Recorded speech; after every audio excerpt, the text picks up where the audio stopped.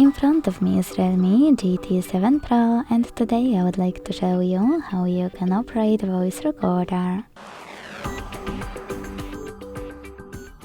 Begin by launching Recorder app and tapping on Allow in all pop-ups.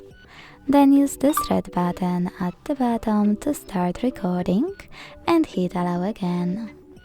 As you can see, recording is on. To pause it or unpause it, tap on the same button. To add a bookmark, click on the left one. To add a photo mark, on the right one. Take a pic and add it by clicking on this check mark.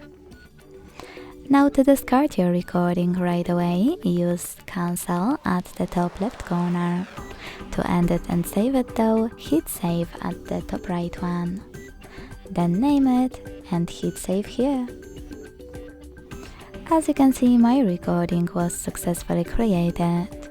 To play it, click on it. To operate it, use all of those options or click on those three dots at the top right corner and use those as well. Thanks so much for watching. If you enjoyed this video, leave a like, comment and subscribe. Bye!